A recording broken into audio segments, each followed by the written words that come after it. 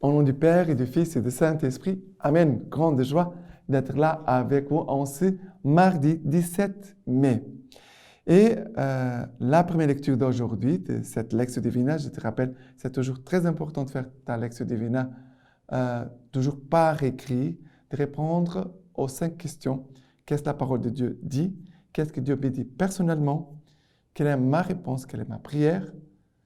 Quelle est la parole qui enflamme mon cœur? Et quelle est ma résolution? Qu'est-ce que je vais mettre en pratique à partir de la parole que le Seigneur m'a fait écouter? Maintenant, la première lecture d'aujourd'hui, Actes des Apôtres, chapitre 14, à partir du verset 19. Survinrent alors d'Antioche et d'Iconium des Juifs qui gagnèrent les foules. On lapida Paul et on le traîna hors de la ville, les croyants morts. Mais comme les disciples faisaient cercle autour de lui, il se releva et rentra dans la ville. Et le lendemain, avec Barnabé, il partit pour Derbé. Après avoir évangélisé cette ville et avoir fait bon nombre de disciples, ils retournèrent à Lystre, Iconium et Antioche. Ils affermissaient le cœur des disciples, les encourageant à persévérer dans la foi. Car, disait-il, il nous faut passer par des biens des tribulations pour entrer dans le royaume de Dieu.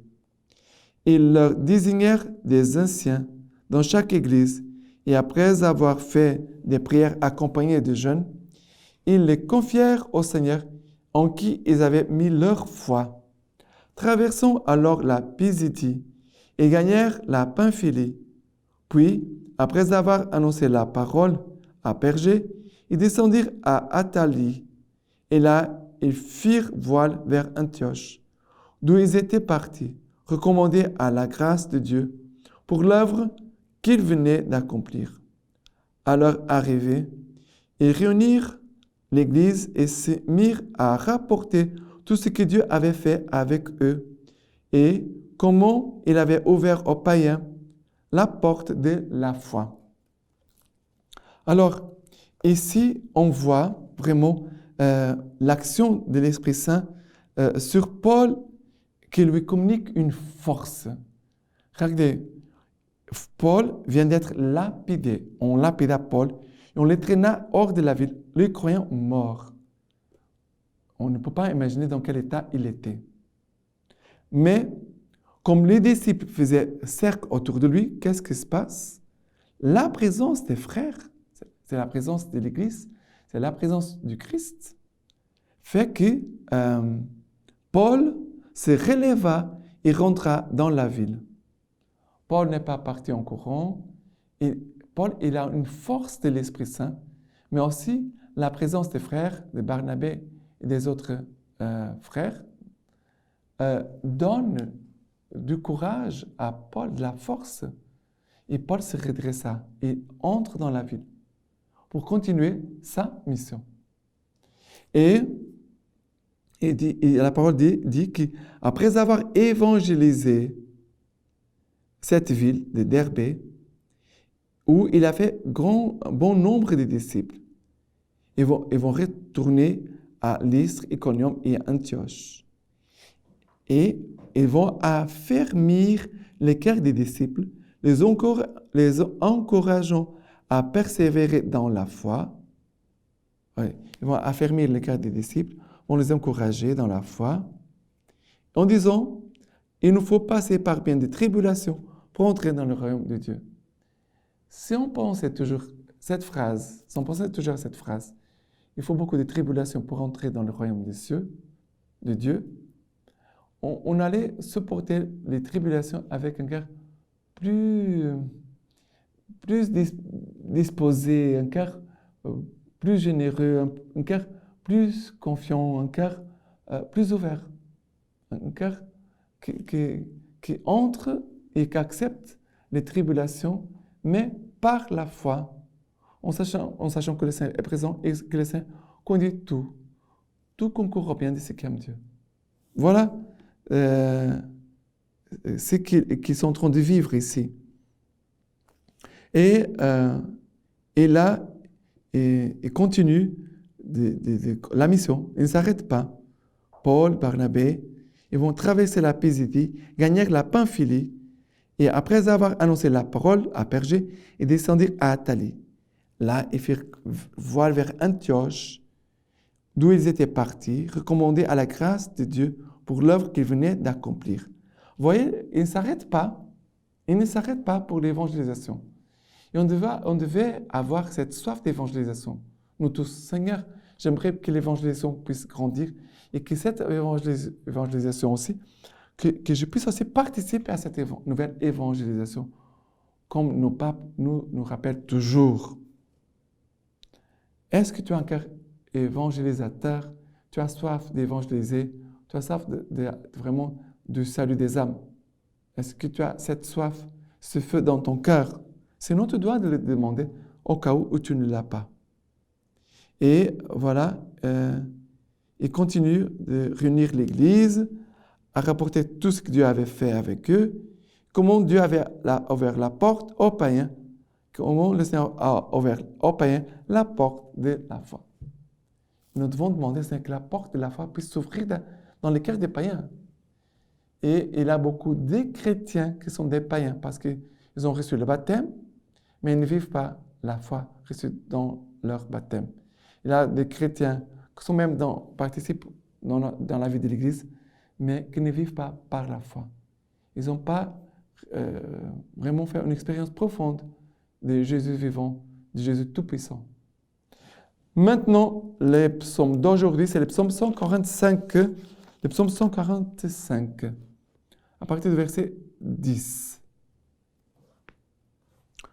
Que tes œuvres te rendent grâce, Seigneur, que tes amis te bénissent, qu'ils disent la gloire de ton règne, qu'ils parlent de ta prouesse, pour faire savoir aux fils d'Adam tes prouesses, la splendeur des gloires de ton règne. Ton règne, un règne pour les siècles, ton empire pour les âges des âges.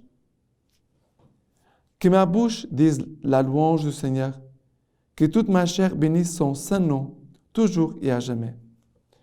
Ici, c'est l'homme qui a soif de l'évangélisation. Que ma bouche dise la louange du Seigneur, que toute chair bénisse ton saint nom. Ça c'est l'homme qui aime Dieu et qui veut faire connaître aux âmes l'amour de Dieu. Et il dit cela pour toujours et à jamais. Pour toujours et à jamais. Et maintenant, l'évangile d'aujourd'hui, c'est l'évangile de Jean, chapitre 14, à partir du verset 27. 14, à partir du verset 27. Je vous laisse la paix. C'est ma paix que je vous donne.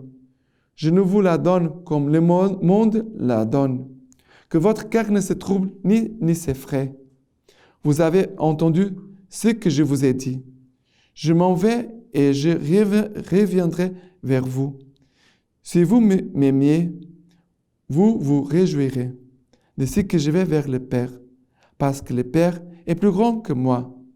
Je vous le dis maintenant, avant que cela n'arrive, pour qu'au moment où cela arrivera, vous croyez. Je ne m'entretiendrai plus beaucoup avec vous, car il vient le prince de ce monde. Sur moi, il n'a aucun pouvoir, mais il faut que le monde reconnaisse que j'aime le Père et que je fais comme le Père m'a commandé. Je fais comme le Père m'a commandé. Il faut que le monde sache, reconnaisse que j'aime le Père et que je fais comme le Père m'a commandé. Voilà cette phrase, ça me touche beaucoup mon cœur, toujours quand j'entends cette parole. Jésus commence par dire que votre cœur ne se trouble ni s'effraie pas. Vous avez fait la foi en Dieu, gardez votre foi toujours en Dieu. Et Jésus commence par la paix. La paix, que votre cœur ne se trouble ni s'effraie, c'est la foi. Et après, Jésus va dire, parce que le Père est plus grand que moi. Je vous le dis maintenant avant que cela n'arrive, pour qu'au moment où cela arrivera, vous me croyez. Jésus est en train de donner une parole qui va soutenir les disciples, les chrétiens, au moment de l'épreuve. Le Seigneur veut qu'au moment de l'épreuve, nous puissions garder la paix, que nous puissions garder la foi, que nous puissions garder une attitude d'amour envers Jésus. et aussi de croire à cette force que le Père nous donne. C'est le Père lui-même qui nous donne. Et Jésus va dire, pour qu'au moment où cela arrivera, l'épreuve, vous croyez. Et Jésus va dire, je ne m'entretiendrai plus beaucoup avec vous, car il vient le prince de ce monde. Sur moi, il n'a aucun pouvoir. Sur moi, il n'a aucun pouvoir. Mais il faut que le monde reconnaisse que j'aime le Père et que je fais comme le Père m'a commandé. Voilà. Dans le monde de difficulté, que tout le monde sache que j'aime le Père et que je fais comme le Père m'a commandé. Ce n'est pas pour abandonner. Souvent, les gens abandonnent. Ils laissent tout tomber. Non, il faut garder la foi. Et en ce mardi, la lecture patristique de Saint Cyril. Le Seigneur dit qu'il est lui-même la vigne pour nous apprendre à nous attacher à son amour et nous montrer combien davantage nous retirons de notre union avec lui. Et il compare au serment ceux qui lui sont unis, ajustés en quelque sorte et fixés en lui. Ceux-là sont déjà participants de sa nature, du fait qu'ils ont reçu le Saint-Esprit en partage.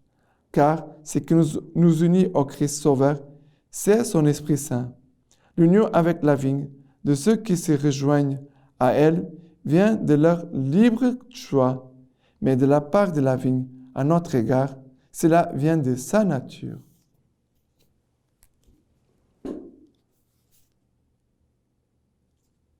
Et après, maintenons-nous dans cet état, greffé en quelque sorte sur le Christ, attachés coûte que coûte au commandement sacré qui nous a été donné, et vertuons-nous à conserver les avantages de notre noblesse, c'est-à-dire à ne laisser aucunement contrister le Saint-Esprit qui a fait son habitation en nous, et par qui l'on sait que Dieu demeure en nous.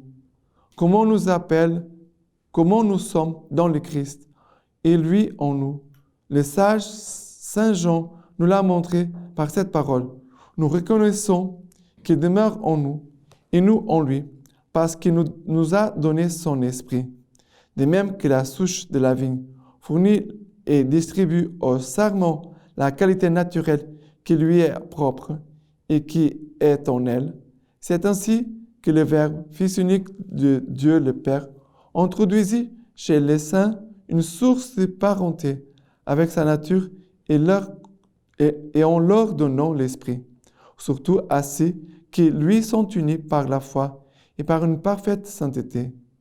Il les nourrit et fait progresser leur piété et développe en eux la science de trouver vertu et toute bonté.